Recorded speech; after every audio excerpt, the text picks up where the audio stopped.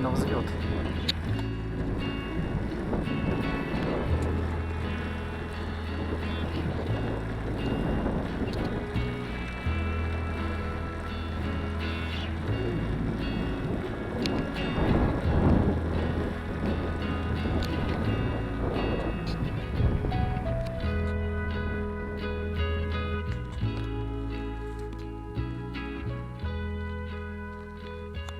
Почти приехали.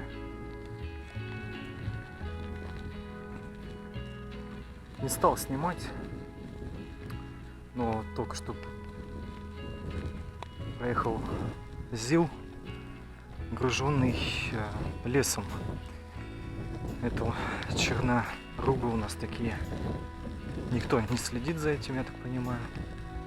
Что такие дела?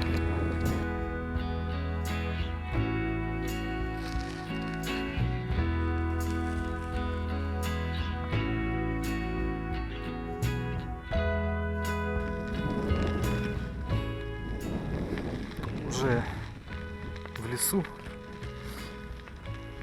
почти что посередине леса, так сказать. Дорога идет через него. Хотел сказать, сегодня четверг, а такое ощущение, как будто бы выходные. Пока еду, машины 4 уже, я так полагаю, грибники за грибами приехали.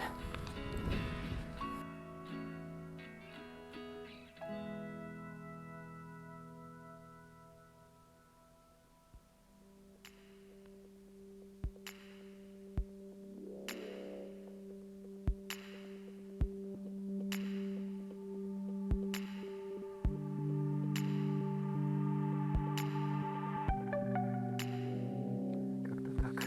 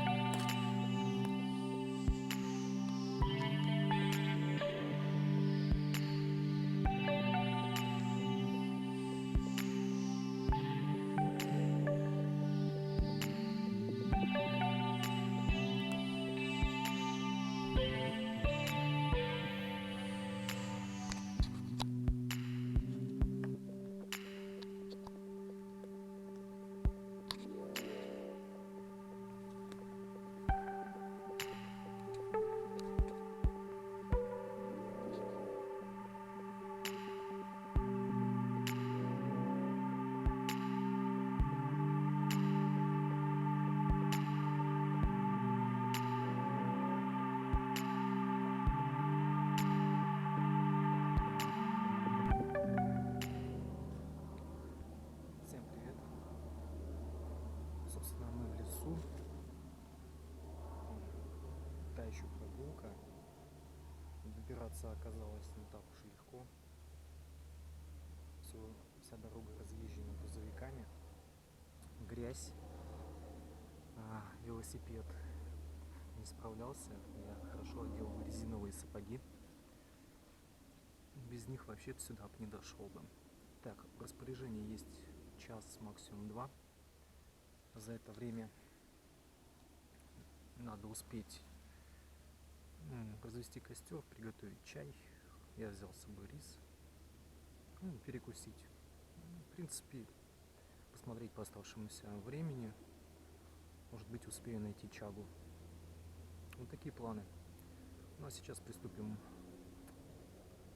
к приготовке, заготовке дров для костра. Я решил попробовать сделать костер Дакота. То есть выкопал ямочку, и здесь вентиляционное отверстие сквозное. По идее, такой костер не должен сильно пускать огонь и дыма. Минимальное количество дыма. Сейчас разведу, посмотрим, что будет. Вот сейчас костер, так сказать, вошел в режим. Дыма очень мало. Действительно работает. Видите, очень мало дыма. Очень большой жар. Знаю, что видеокамера это не настолько может красочно передать все цвета, но посмотрите, какой получился чай. Зеленый, с клюквой, с калиной и мятой. Такое ощущение, как будто запах на весь лес. Ой, это нереально вкусно пахнет. Так, тем временем у нас рис почти готов.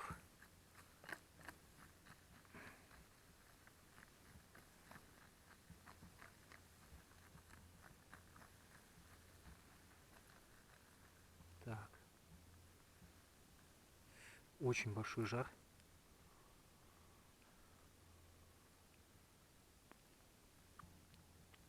Будем добавлять рыбу, и можно есть. Ну, в общем-то, друзья, поездка в лес моя более чем удалась.